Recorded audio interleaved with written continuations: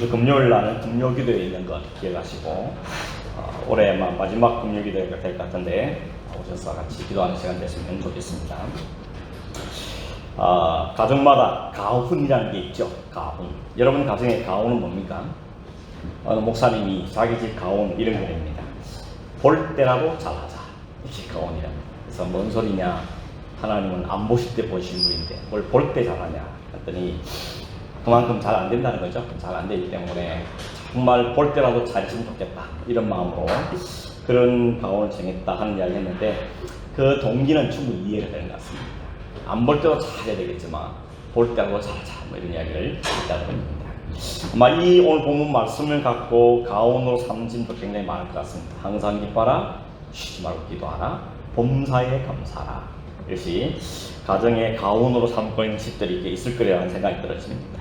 저희 집에 이게 붙여 있습니다. 집에 딱 들어가면 제일 먼저 보는 곳에 항상 기뻐하라, 쉬지 말고 기도하라, 범사에 감사하라. 저희 부모님께서 새겨가지고 글자 새겨가지고 이거 기억해두고 말씀을 기억하라 그래가지고 부모님 말씀에 순종해서 집에다가 걸어두고 있습니다.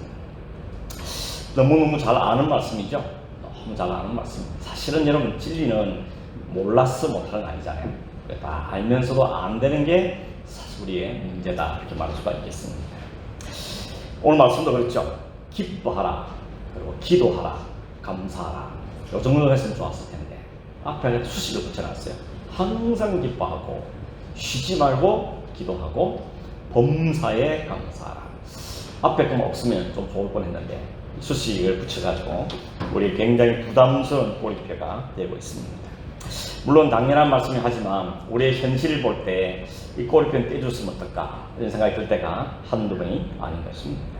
사실 우리가 우리 현실을 보면 항상 기뻐한다는 것 이게 쉽습니까? 여러분 항상 기뻐하고 계십니까? 참 쉽지 않죠. 항상 기뻐한다. always인데 어떤 일이든지 어떤 순간이든지 어떤 상황이든지 기뻐한다는 건데 이게 좀처럼 쉬운 일이 아니라는 것입니다. 쉬지 말고 기도하는 거 그렇죠. 어떻게 쉬지 않고 기도합니까? 이런 하루 매일매일 사는 사람이 얼마나 바쁩니까? 그 바쁜 삶 가운데 쉬지 않고 기도한다. 어떻게 이게 가능하겠는가 하는 생각도 하게 되어진 것입니다. 우리가 경험하는 거지만 살다 보면 좋은 일 만날 때도 있고 기뻐할 수밖에 없는 일 만날 때도 있지만 어떤 때는 도저히 기뻐할 수 없는 상황을 만날 때도 있죠. 그게 어떤 사건이든지 어떤 환경 문제든지 무슨 문제가 터졌든지 간에 아무튼 그런 일들 때문에 우리가 그걸 항상 기뻐한다는 건 쉽지 않습니다. 여러분 사실 이 말을 바꾸고 말하면 상황과 환경에 관계없이 기뻐하는 이야기잖아요. 항상 기뻐하는 말은 상황이 안 좋다고 아니고 상황이 나쁘다 할지라도 그때도 기뻐하라는 이야기를 하고 있는 것입니다. 이 말을 순종하기가 쉽지가 않다는 것입니다. 만나고 싶지 않은 일을 만나게 되고 겪지 않아야 될 상황에 처하게 되면 거기서도 감사한다. 거기서도 시장 기도한다 하는 것은 쉽지가 않은 것입니다. 사도 바울이 지금 그 이야기를 하고 있지 않습니까? 아침 저녁 잊지 말고 기도해라. 아니면 하루 3번이라도 기도해라. 그 정도만 하면 좋을 텐데 쉬지 말고 기도하라고 기도하는 걸 쉬지 말라고 이야기하고 있습니다. 뿐만 아니라 범사에 기뻐하라. 범사는 뭡니까? 범사 everything이죠. 모든 일에서 in everything 모든 상황 가운데서 기도하라 라고 감사하라고 이야기하고 있는 것입니다. 어쩌면 사도 바울이 이렇게 말을 보면서 사도 바울이 현실 감각이 좀 떨어진 게 아닌가, 어떻게 우리 현실을 몰라도 그렇지 사도로 살다 보니까 이런 게 아닌가 혹 이렇게 생각하고 계실지도 모르겠습니다. 어떤 분은 그런 분들 계세요. 목사님은 좋겠다고 맨날 성경 보고 맨날 기도하고 맨날 교회 안에 있으니까 우리보다 훨씬 더 말씀대로 살고 또 경건에 살 가능성이 많지 않냐고 그렇게 하는 분이 계십니다. 목사님이 그렇게 하실지 모르지만 우리는 쉽지 않습니다. 이렇게 말하는 분이 계시죠. 물론 그 말에서 상당히 동의가 되는 부분만 있긴 하죠. 상황 면에서 유리한 건 사실입니다. 그러나 사람이 목사든 안 목사든 다 연약한 존재들이기 때문에 주어진 상황과 처지에 당하면 거기에서 기쁨이 잃어버릴 때가 많고 기도가 식어지고 감사를 잃어버릴 때가 많은 것은 어쩔 수 없는 인간의 본성에 가까운 것이라고 볼 수 있겠습니다. 사실 사도 바울도 그랬죠. 사도 바울이 언제나 성령 충만하고 그랬냐면 그렇지도 않습니다. 바울은 뭐라 그러니까 우리는 바울을 그렇게 존중하고 존경하지만 바울은 스스로 가르쳐서 나는 죄인 중에 개수다 이렇게 말하죠. 내 안에 원하는 바를 행하지 않고 원치 않는 바를 행하는 것이 있다고 얘기합니다. 그게 뭔지는 묻지 말라 그러고, 그게 뭔지는 모르지만 그걸로 인해서 자기는 고통당하고 있다는 이야기하는 것입니다. 그렇게 말하면서 이 데살로니가 성도에게 보낸 편지에서는 항상 기뻐하라고 말하고 있습니다. 모순이 아닙니까? 자기도 못하면서 우리 보고 하라다니 이게 윗선이 아닌가, 이렇게 생각할 수도 있겠습니다. 바울은 그 뒤에 한마디를 붙였죠. 항상 기도하고 쉬지 않고, 항상 기뻐하고 쉬지 않고 기도하고 범사에 감사하는 것은 왜냐? 뭐라 그럽니까? 하나님의 뜻이기 때문에 그럽니다. 하나님의 뜻이라는 겁니다. 뜻이란 말은 다르게 말하면 하나님의 명령이라는 이야기죠. 하나님은 우리에게 명령하십니다. 항상 기뻐하고 쉬지 말고 기도하고 모든 일에 감사, 우리에게 명령을 드렸습니다. 명령이라는 것은 지키는 겁니다. 군대 갔다 오시면 알지만 명령은 지키라고 주는 거지 생각하러 주는 게 아닙니다. 따져보러 주는 게 아닙니다. 그냥 순종해야 되는 것입니다. 복종하는 게 명령인 것이죠. 그래서 사도 바울은 하나님의 이름으로 하나님의 뜻이라고 말하면서 그것은 반드시 우리가 순종해야 될 부분이라고 이야기하고 있는 것입니다. 우리의 문제는 뭡니까? 우리의 현실과 하나님 뜻 사이에 괴리가 크다는 것입니다. 우리의 현실을 보면 이게 불가능한데 하나님의 말씀, 분명히 하나님의 뜻은 이렇게 해야 된다고 분명히 말씀하고 있다는 것입니다. 그렇다면 어떻게 우리가 이렇게 할 수 있는 것인가? 사도 바울은 뭘 믿고 이 이야기를 우리에게 강조하고 있는 것인가 하는 것을 생각해 볼 필요가 있는 것입니다. 우선 우리가 기계들 사실 연구하면 이 편지를 누구에게 쓰고 있는가 하는 게 중요합니다. 누구에게 쓰고 있습니까? 데살로니가 성도들에게, 데살로니가에 있는 성도들에게 이 편지를 쓰고 있습니다. 그런데 우리가 오늘 읽지는 않았지만 앞에 있는 5절에 보면 그 데살로니가 성도를 가리켜 뭐라고 표현하는가 하면 이렇게 말합니다. 너희는 다 빛의 아들이요 낮의 아들이라. 우리가 밤이나 어둠에 속하지 아니하였다라고 말합니다. 이 성도의 아이덴티티죠. 성도는 어떤 사람이면 낮에 속한 사람, 빛의 아들이라고 말합니다. 반대는 어둠에 속하거나 밤의 사람이 아니라고 이야기하는 것입니다. 여기 말한 어둠과 밤이라는 표현은 사탄의 영향력 아래에 있는 세상을 비유해서 말하는 거죠. 세상은 사탄의 영향이 있기 때문에 사탄이 내놓는 건 다 죄악이고 죄는 다 어둠을 창조하기 때문에 낮이 아니라 밤이다 혹은 어둠이라고 표현하는 것입니다. 그러나 지금 이 편지를 받고 있는 사람들은 누군가 하면 어둠에 속한 사람이 아니고 낮에 속한 사람들, 그들은 밤에 속한 사람이 아니라 빛의 아들이라고 이야기하는 것입니다. 그러므로 무슨 의미인가 하면 너희의 정체를 알라고 말하는 것입니다. 너희의 신분은, 너희의 정체성은 낮에 속했고 빛의 아들이기 때문에 어둠과 밤과는 구별되게 살아간다는 것을 이야기하는 것입니다. 성도의 정체가 어디서라고 하면 얼마나 세상과 구별되느냐 하는 것이죠. 우리가 흔히 말할 때 거룩하다 말하는데 그 거룩, 홀리라는 것은 구별됨을 이야기하는 것입니다. 생각, 바라보는 것, 판단하는 것, 계산하는 것, 적용하는 모든 것들이 세상의 공식과 방식과는 구별된다는 의미에서 낮의 아들이다 혹은 밤의 아들이 아니라 빛의 아들이라고 표현하고 있다는 것입니다. 그것이 어떻게 드러나야 되는가 하면 오늘 성경 말씀들은 항상 기뻐하는 삶으로, 쉬지 않고 기도하는 삶으로, 모든 일에 감사하는 삶으로 구별됨이 나타납니다. 그게 하나님의 뜻이라는 겁니다. 하나님의 기대고 하나님 우리에게 바라는 것을 분명하게 이야기하고 있는 것입니다. 여러분, 근데 사도 바울이 오늘 성경에는 항상 기뻐하라 이렇게 명령했지만 그 기쁨의 출처와 근거와 비결이 뭔지를 다른 성경에 보면 이야기하고 있죠. 그게 누가 하면 기쁨의 서신이라고 말하는 빌립보서입니다. 여러분, 빌립보서 우리가 살펴보았는데 빌립보서는 바울이 로마의 침침한 감옥에 앉아서 쓴 편지라고 그랬죠. 감옥 안에 써서 그가 둘러싼 상황이나 또 자신에 대한 사람들의 오해나 혹은 생과 살을 오가는 그 사회, 그 환경 속에서 쓴 편지가 빌립보서인데 그 빌립보서의 타픽은 뭐냐, 주제가 뭐냐면 기쁨, joy, J-O-Y가 빌립보서의 주제입니다. 그 모든 상황과 환경에 관계없이 기쁨을 이야기하고 있는데 이 넉 장밖에 안 되는 빌립보서에서 기뻐하라 혹은 기쁘다 하는 단어를 16번이나 생각을 했죠. 넉 장밖에 안 돼. 16단 말은 각 장에 최소한 4번씩 사용했다는 것입니다. 그만큼 바울이 기쁨의 이야기를 하고 있는데 그러나 그냥 단순히 기뻐하라고 내가 기뻐한다 말하지 않고 그 앞에 딱 비결을 이야기했습니다. 그게 4장 4절의 말씀이 있습니다. 빌립보 4장 4절을 보면 이렇게 말합니다. 주 안에서 항상 기뻐하라. 내가 다시 말하노니 기뻐하라 라고 말합니다. 주 안에서 기뻐하라는 말이 바울의 기뻐할 수 있는 삶의 비결, 키라는 것을 이야기해 주는 것입니다. 우리 본성과 우리 안에서 나오는 것보다는 기뻐할 수 없다는 거죠. 그런데 주 안에 있을 때 기쁨의 삶이 가능하다는 것입니다. 그걸 자신의 삶을 통해 보여주죠.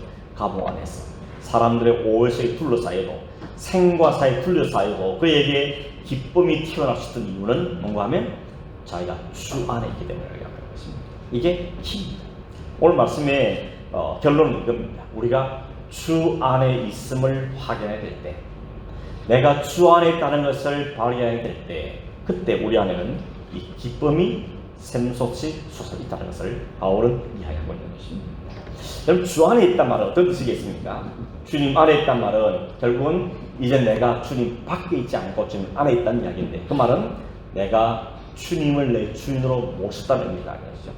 주님과 내가 더 이상 떨어진 관계가 아니고 밀접한 관계가 됐다는 이야기하는 것입니다.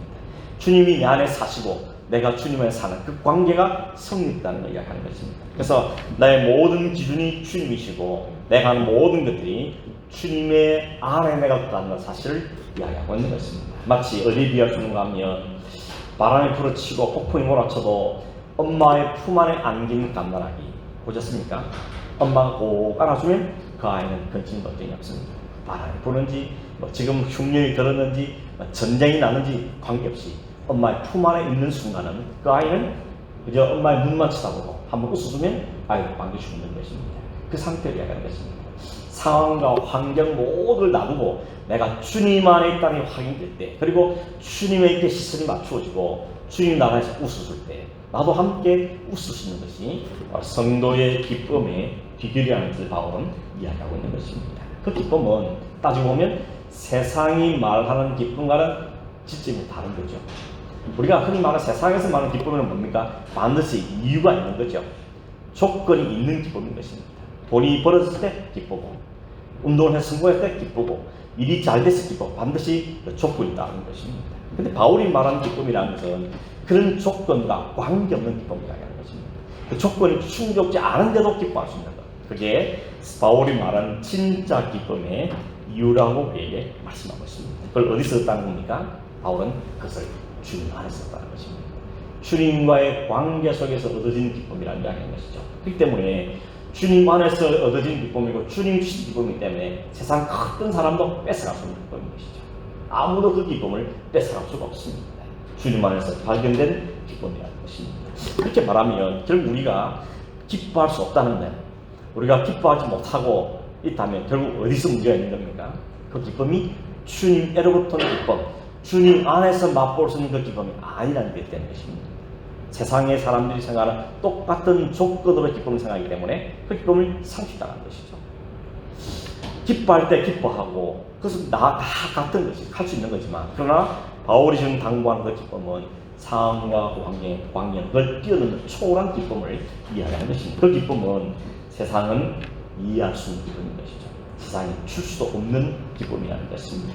바울은 지금 그 기쁨을 소유하고 이야기하는 것입니다. 여러분 항상 기뻐할 때, 이 말은 항상 여러분 잘 되길 바랍니다. 모든 게 형통하길 바랍니다. 모든 게 대박나기를 원하는 그런 의미로 말하는 게 아니라 설사 그렇지 않다 할지라도 주님 주신 그 기쁨을 잊지 마시고 그 기쁨을 갖고 삶을 이겨내길 바랍니다. 이 당부를 하는 게 항상 기뻐하는 말 속에 담긴 이야기인 것입니다.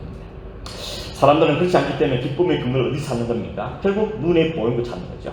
그래서 대부분 동의하는 게 돈이 많으면 기쁠 거다, 내가 행복해질 거다, 이렇게 생각하기 때문에 어떻게든지 돈을 많이 벌겠다고 애를 쓰고 있는 것입니다. 사람들이 기뻐하는 이유는 대부분 다 자기가 생각이 이루어질 때, 자기에게 욕망이 채웠을 때, 기대가 채웠을 때 기뻐하게 되어 있습니다. 그건 자연스러운 모습을 말할 수 있는 것이죠. 그래서 사람들은 돈이 많이 벌어지면 기쁘죠. 어떤 분들은 나이가 들수록 돈에 집착한다는 말도 합니다. 왜냐하면 옛날에는 자식만 있으면 모든 게 편안했는데 이제는 자식이 소용없다 그러죠. 나이가 들어도 돈이 있어야 자식도 부모 눈치를 보기 때문에 돈을 갖고 있어야 된다. 이런 말들 하는 이야기를 종종 들을 수가 있습니다. 끝까지 나를 지켜주는 돈밖에 없다. 그래서 돈이 있어야 최소한의 행복을 보장받는다는 생각들을 하는 것이 오늘 세상의 일반적인 생각이 되고 많습니다.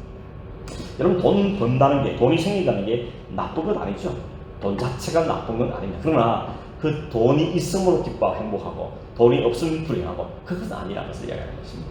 그것은 이 땅에 살면서 우리에게 주어진 하나의 자그마한 기쁨이 될지 모르지만 그것은 지금 바울이 말한 궁극적인 기쁨, 아무도 뺏어갈 수 없는, 어떤 상황도 앗아갈 수 없는 그 기쁨은 이유는 아니라는 것을 이야기하는 것입니다. 권력도 마찬가지겠죠. 권력 얻은 사람이 이만큼 만족하다 그런 사람 본 적이 있습니까? 아니죠. 만족을 모릅니다. 어떤 것이든지 만족을 모르는 거죠. 사람의 행복을 추구하며 산다 그러는데 그 행복이 나는 행복합니다. 이제 더 이상 안 행복이 됩니다. 그런 사람은 없습니다. 그 행복이 빼앗길까봐 주저주저하고 그런 삶을 살아가지 세상의 모습입니다. 근데 세상이 모르는 게 하나 있죠. 사람들은 돈만 있으면 혹은 권력을 가지면 내가 추구하는 이루어지는 행복할 거고 기쁨을 생각하지만 사람들이 모르는 게 있습니다. 그게 뭔가 하면 세상은 그것들로 우리에게 행복을 얻도록 지어진 세계가 아니고 하나님으로만 기뻐할 수 있도록 지원받은 것이 세상이라는 사실입니다. 하나님은 우리의 욕구를 채워서 우리를 기쁘게 하는 것이 아니고 하나님을 알고 하나님을 모시고 하나님과 관계가 맺을 때 얻는 기쁨을 주시기 위해서 세상을 만드신 겁니다. 그러므로 핀트가 초점이 어긋나서는 기뻐할 수 없는 것입니다. 주님의 뜻 가운데 이루어진 세상이고 그 주님의 뜻과 일치될 때 그리고 그 주님을 확인해야 될 때 그 뜻에 순종해야 될 때 우리 안에는 기쁨이라는 생각인 것이죠. 하나님의 기쁨에 참여하게 되는 즐거움을 누리게 되는 것입니다. 여러분, 이걸 아는 것과 모르는 것, 이것을 이해하는 사람과 이해하지 못한 사람의 차이가 바로 신자와 불신자의 차이인 것입니다. 믿는 사람은 하나님 믿는 거죠. 하나님을 알고 하나님의 뜻을 알고 모든 것이 하나님 뜻 안에 이루는 걸 알고 그 뜻에 맞춰지는 것이 우리가 순종이고 기쁨이라는 것을 아는 사람이 성도고 신자고 그걸 모르기 때문에 어쨌든 내가 내 스스로 내 욕망과 내 행복을 내 기쁨을 채워야 되겠다고 집착하는 사람이 신자가 아닌 불신자의 모습인 것입니다. 근데 안타깝게도 우리는 우리의 삶의 그 신자다움을 잃을 때가 종종 있다는 것을 부인할 수가 없죠. 밤에 속한 사람들은 자신의 뜻을 위해 신도 찾습니다. 신을 찾는 이유는 자신을 위해서인 것입니다. 내 욕심, 내 문제, 이걸 해결받기 위해서 신을 찾지 그분을 위해 찾는 경우가 없다는 것입니다. 근데 우리는 다르죠. 내 필요도 위해서 하는 게 구하긴 하지만 결국 우리가 마지막 추구하는 것은 하나님의 뜻이 우리 가운데 이루어질 바랍니다. 하나님의 뜻이 하늘에 이루어진 것처럼 이 땅에서 이루어지기 원합니다. 이것이 우리가 하나님을 찾는 이유인 것입니다. 이게 차이가 되는 것입니다. 다들 신을 찾지만 그러나 찾는 이유가 완전히 다르다는 것입니다. 세상의 신들은 인간의 만족을 채워주기 위한 존재인지 모르지만 하나님은 우리의 만족이나 우리의 욕구를 채우기 위해서 존재하는 게 아닙니다. 하나님 우리를 부르시는데 그 이유는 9절에서 말씀한 것처럼 우리의 구원을 위해서 부르시다고 말씀합니다. 우리를 선택하고 하나님 자녀를 삼아서 우리에게 영원한 생명을 누리기 위해서 그 구원을 위해서 우리를 부르셨다고 말씀하고 있는 것입니다. 우리는 늘 내 행복, 내 만족, 내 이유를 추구하며 살지만 하나님은 우리의 행복에 관심이 있는 것이 아니라 하나님의 구원의 은혜를 누리도록 하는데 하나님의 관심이 있다는 것입니다. 우리 이걸 이해해야 되는 것입니다. 이걸 알아야 되는 것입니다. 이걸 모르면 우리 여전히 세상을 부러워 살 수밖에 없습니다. 나보다 더 좋은 집에 사는구나, 나보다 더 좋은 차를 타는구나, 저 사람은 참 좋겠다, 이 부러움에 뭉치게 되는 것입니다. 진짜 기쁨을 알지 못하면, 진짜 가지지 못하면 우리는 모조품을 부러워할 때 있지 않습니까? 진짜 가져버리면 가짜에 대해서는 마음에 빼앗기지 않게 되는 것입니다. 기쁨, 믿음도 마찬가지죠. 이 믿음을 가지는 것이 우리가 얼마나 중요한지 모릅니다. 믿고 신뢰하는 사람이 바로 성도고 낮에 속한 사람으로 말할 수 있습니다. 그 사람이, 그 믿음이 우리로 하여금 항상 기뻐하는 삶을 살게 하고 쉬지 않고 기도하고 범사에 감사하는 삶을 살게 한다는 것입니다. 그럼 결국 우리 모든 이 출처는 믿음이 있는 것입니다. 진짜가 없으면 그 진짜를 대체할 것을 채우는 게 사람들의 모습이죠. 진짜가 없으니까 모조품을 더 갖고 싶어 하는 것이죠. 진짜 보수가 너무 비싸서 못 가지니까 다들 모조품이라 가지고 싶어 하죠. 그러나 그거는 일시적인 기쁨들이 뭐지만 마음이 진짜 기쁨이 되지 못하는 것입니다. 진짜 있어야 그게 기쁨이 되는 것이죠. 예수님은 우리에게 진짜 행복이 뭔지, 진짜 만족이 뭔지, 진짜 기쁨이 뭔지를 분명하게 알려주고 그걸 누리게 하시기 위해서 진짜에 오셨습니다. 왜냐하면 그분이 진짜이기 때문에. 그동안의 세상에 존재했던 모든 것들은 그 진짜를 설명하고 그 진짜를 기다리게 하는데 필요한 것이지만 이 주님은 진짜인 주님이 진짜 오실 것입니다. 그래서 그 주님을 만나고 그 주님을 모셔드리고 주님과 연합되고 주님 안에 있게 되면 진짜에서 나오는 기쁨과 감사가 흘러나오게 된다는 것을 우리 분명히 이야기하고 있는 것입니다. 그래서 여러분, 예수를 진짜 많은 사람이 입술로 고백하지 않습니까? 내가 주님 만났더니 내가 그 다음에 모든 게 다 헛것이었고 그 다 지나갈 것들이었고 이제야 비로소 내가 참된 것을 얻었다. 그 참된 고백 속에서 만족을 표현하는 걸 보게 되는 것입니다. 사도 바울이 마찬가지죠. 이 말을 쓰고 있는 바울은 그냥 빈말로 하는 거 아닙니다. 위선적으로 하는 말 아니고 자기가 경험했거든요.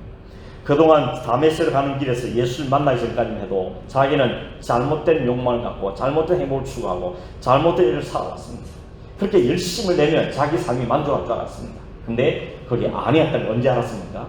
예수님 만났을 때. 예수님이 찾아오셔서 진짜인 당신을 계시고 내가 진짜다, 내가 참된 길이고 참된 생명이라는 것을 알려줬을 때 바울이 그때서 비로소 진짜를 만나게 됩니다. 진짜를 소유하게 된 것입니다. 그랬더니 뭐라 그럽니까?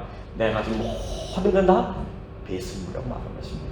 그냥 버린다는 게 버리는 게 쉬운 게 아니에요. 여러분, 그 많은 학식, 그 많은 거 다 버린다는 게 쉬운 게 아닌데 진짜를 얻어버렸기 때문에 다른 것들은 다 버릴 수 있게 되는 것이 바울의 모습인 것입니다.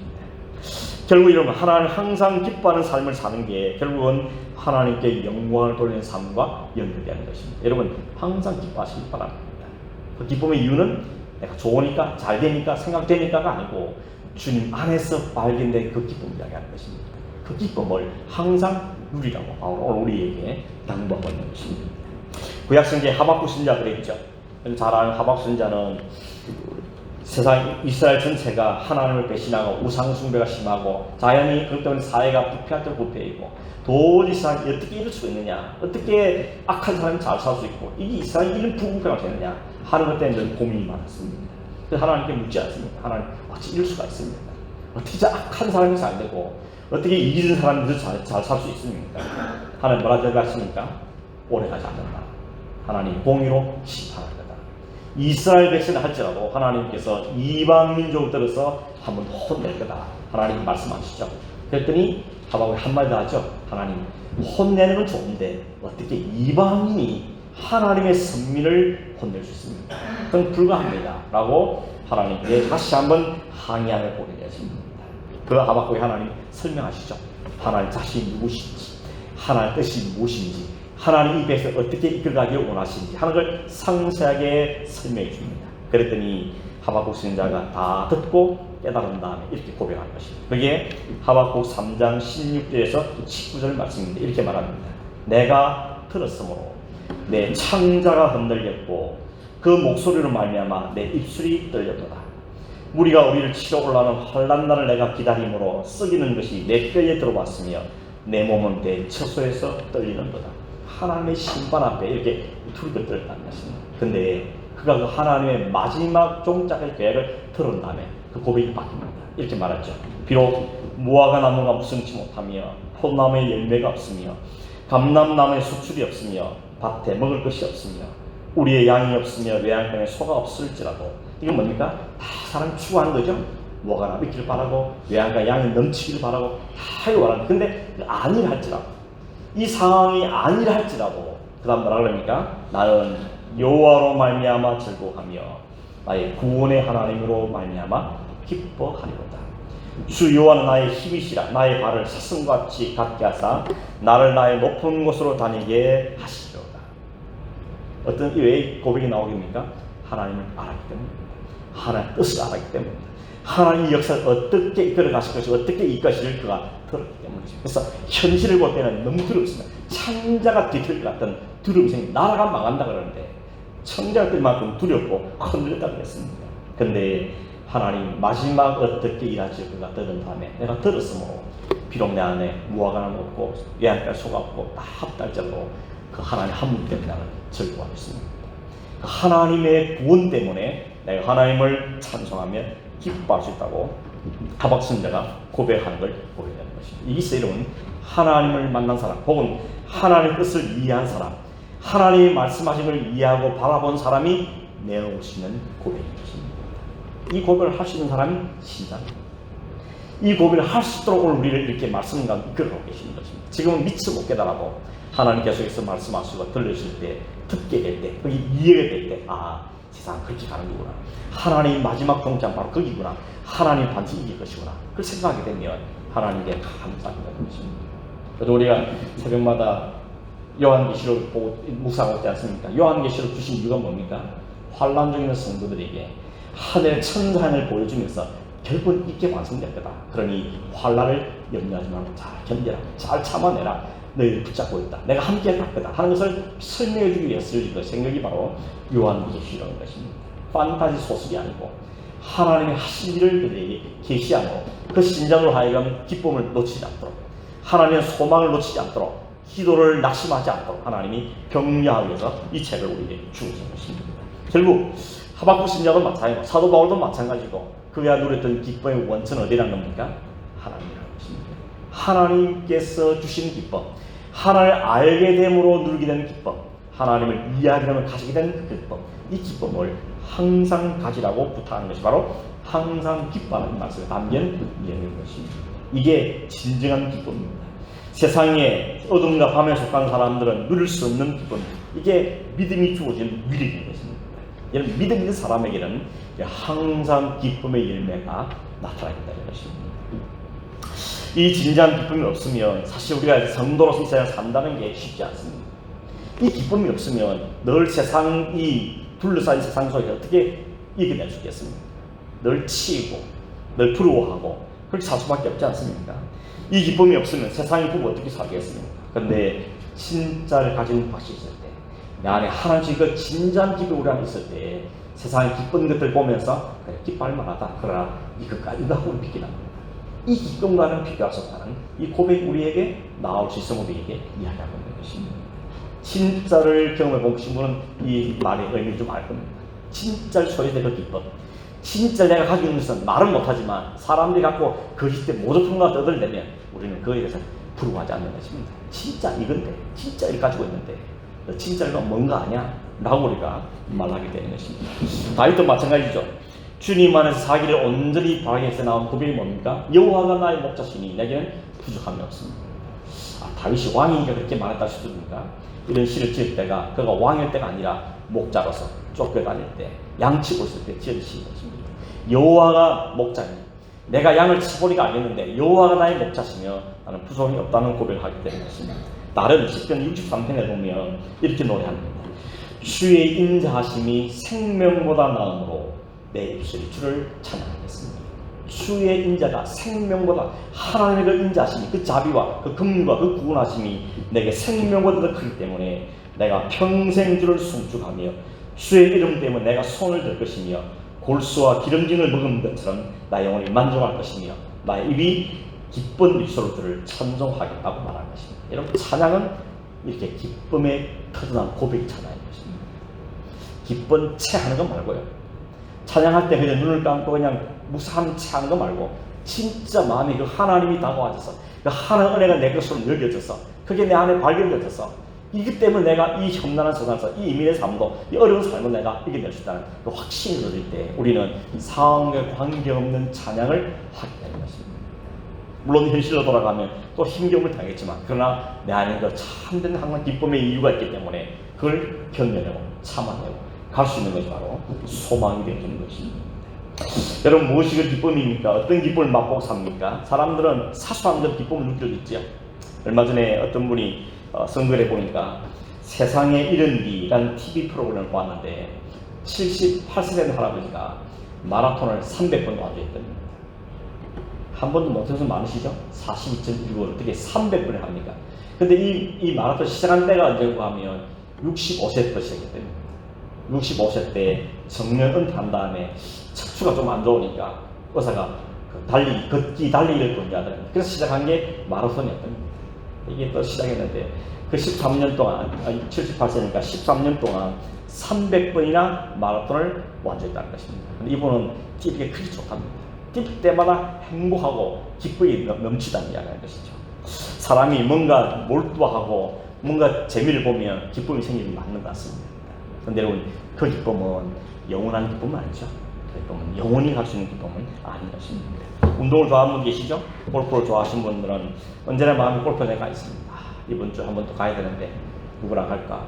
지난번 했던 게 어디 가서 빅사를 갔는데 생각이 거기가 있는 거죠. 마음도 늘 거기 보내 있습니다. 낚시를 하신 분은 낚시를 안 들어가 못 갔는데 언제 또 가야 되나? 거기 물고기 앞서 왔다 갔다 하고 이런 생각이 거죠. 그런 것이 사소한 기쁨이 될 수 있습니다. 근데 여러분, 그런 기쁨조차 갖지 말라는 의미가 아니라 그러나 그런 것이 없다 할지라도 기뻐할 수 있는 궁극적인 기쁨이 우리 안에 있어야 된다는 이야기하는 것입니다. 바울은 지금 그 이야기합니다. 왜냐하면 데살로니가 성도가 지금 어려움이 있습니다. 그 교회가 칭찬받을 건 많았지만 그 안에 어려움도 있죠. 특별히 마지막 부활과 재림에 대해서 신앙 흔들어오는 거짓 교사들이 많아가지고 사람들이 소망에서 흔들리고 있는 것입니다. 더구나 그 안에 또 여러 가지 어려움도 있습니다. 교회 내적인 어려움도 있습니다. 그런 교회에 바울이 편지하기를 항상 기뻐하는 말하는 것입니다. 그 말은 억지로 짜내서 기뻐하는 말이 아니고 궁극적인 그 기쁨을 소유하고 이야기하는 것입니다. 여러분은 그 궁극적인 기쁨을 소유하셨습니까? 그 기쁨이 우리 모든 상황을 이기게 한다는 것입니다. 그 믿음이 우리를 견디게 하고 승리하게 한다고 말씀하고 있는 것입니다. 크리스찬이, 기독교인이 이 진짜 기쁨을 맛보지 않으면 신앙생활, 모든 신앙생활은 사실 보면 헛것일 수 있습니다. 위선일 수 있는 것입니다. 감사한 것도 없는데 감사한 척 해야 되고, 기쁘지도 않은데 기쁘게 찬송을 불러야 되고, 즐겁지도 않은데 즐거운 척 봉사해야 되고, 이건 우리의 고역일 수밖에 없는 것입니다. 위선자 될 수가 없다는 것이죠. 그래서 바울은 당부하고 있는 것입니다. 지금 여전히 너희는 어려움도 있고 사회도 혼란스럽고 소망이 없어 보이는 세상 살지만, 그러나 주 안에서 얻은 그 기쁨, 주님 너희 마음속에 넣어준 그 기쁨의 궁극적인 본질을 잘 기억하고 항상 그걸 되새겨서 주 안에서 기뻐하고 주 안에서 감사하며 주 안에 기도하는 삶을 살라고 우리에게 당부하고 있는 것입니다. 그렇게 살면 세상이 관심을 가지죠. 저 사람은 직구도 없는데 뭐 집도 잘 사는 것도 아니고 무슨 직장이 좋은 것도 아닌데 뭐 때문에 저 얼굴에 기쁨이 항상 있는가? 저 상황이 나 같으면 그냥 죽을 것 같은데 기뻐할 수 있는가? 라고 궁금해하죠. 그러면서 묻습니다. 뭐가 기쁘냐? 그때 우리가 대답할 말을 준비하라 그러죠. 우리의 소망이나 우리 궁극 기쁨에서 소망을 이야기하는 것이 바로 성도가 하는 전도인 것이죠. 요즘 시대는 말만 가고 전도하는 시대는 참 어려운 시대가 되어야 됐습니다. 진짜 행복을 보여줘야, 진짜 만족을 우리가 볼 수 있어야 된다는 것을 기억할 필요가 있는 것입니다. 말씀 맺습니다. 여러분, 주님께서 이 사도 바울을 통해 오늘 우리에게 말씀하시는 것은 항상 기뻐하고 쉬지 않고 기도하고 범사에 감사하게 하나님의 뜻이라고 말합니다. 하나님의 뜻이니까 내가 억지로 해야 되겠다 하는 것보다는 우리가 주님 안에서 얻게 된 그 기쁨과 주님 안에서 누리게 된 그 소망을 발견할 때 우리 안에는 감사가 기쁨이 나올 수밖에 없다는 것을 바울은 이야기하고 자신의 경험을 통해서 이야기하고 있는 것입니다. 그럼 우리가 늘 어디로 가야 됩니까? 주님께서 우리에게 부으신 그 기쁨의 자리로, 그 십자가의 자리로, 그 주님이 우리 허락하신 그 복음의 자리로 다시 돌아가서 내가 어떤 사람이었는데 어떤 복을 누리게 됐고 어떤 약속이 내게 있다는 것을 기억해내고 그 생각될 때 우리의 상황에 관계없이 나의 부족함에도 관계없이 내가 주 안에 있구나, 주님 약속 안에 있구나, 주님 내가 이 소망을 갖게 하는구나 생각할 때마다 부끄러워하면서도 또 기뻐하고 감사하는 삶을 살아야 되는 것입니다. 이 삶을 사는 사람이 바로 성도라고 말할 수 있는 것입니다. 이 삶을, 이 바울의 말을 그냥 문구가 좋아서 좋아하는 거 말고 이렇게 돼야지 나는 기대상으로 좋아하는 것이 아니라 바울은 어떤 그 기쁨과 그 감사와 기도를 실제로 우리 삶에서 누리는 삶을 살아가는 그런 저와 여러분 되기를 주님으로 축원합니다. 한번 같이 한번 기도하겠습니다. 하나님, 우리에게 항상 기뻐하라고 쉬지 말고 기도하고 범사에 감사라고 말씀, 이게 하나님의 뜻이라 하셨는데 하나님, 우리가 진정의 기쁨을 확인하고 늘 감사하고 주 안에서 기쁨을 누리는 삶을 사는 저희 되기를 원합니다. 이런 대목들을 가지고 한번 같이 합심해서 한번 기도하도록 하겠습니다. 걸어가신 하나님 아버지, 감사합니다. 오늘도 주님께서 이것이 하나님의 뜻이라고 우리에게 말씀해 주신 것이 항상 기뻐하고 어떤 상황에서 기뻐하고 환경을 깨우는 기쁨을 가지고 살라고 우리에게 말씀해 주시며 어떤 순간든지 기도하기 쉬지 아니하고 기도하는 삶을 살기를 원하고 하나님 감사에 감사하게 말씀해 주셨습니다. 이것이 우리의 실력은 되지 않는 걸 주님 앞에 고백하며 주님 넣으신 그 기쁨과 기쁨이 있을 때만 살 수 있는 삶을 주님 앞에 고백하옵니다. 늘 우리가 주님 앞에 우리 관계를 확인하도록 도우시고 우리를 고백하며 주님 부어주신 그 은혜를 안에서 믿음으로 승리한 삶을 사는 데에 도와주셔서 우리 모든 삶에서 이 기쁨과 이 감사, 이 기도가 놓치지 않고 우리의 삶을 이끌어가고 승리하게 하며 견디게 하고 아버지 하나님 이기게 하는 믿는 삶을 보낼 수 있도록 인도하시고 함께하여 주시옵소서. 고마우신 하나님 아버지, 항상 기뻐할 수 없고 기도하는데 너무 게으르고 감사의 인색한 저들 향하여서 오늘도 우리에게 말씀해 주시되 우리에게 율법으로 명령을 주신 것이 아니라 우리가 이것이 가능한다는 것을 우리에게 분명히 말씀하시고 참 기쁨이요 참 감사요 참 기도의 제목이신 주님 우리 안에 계시나 해서 우리가 늘 확인함으로 어떤 상황에 처하든지 어떤 환경에 처하든지 이 삶을 살아낼 수 있는 되도록 인도하여 주시옵소서. 하나님을 기억하며 그 안에 주신 것들을 확인함으로 늘 감사하고 믿음의 삶을 삶으로 세상을 이기고 환경을 극복하며 모든 속에서도 감사를 찾는 삶을 사는 저희들에게 하여 주시옵소서. 예수님의 이름으로 기도하옵나이다. 아멘.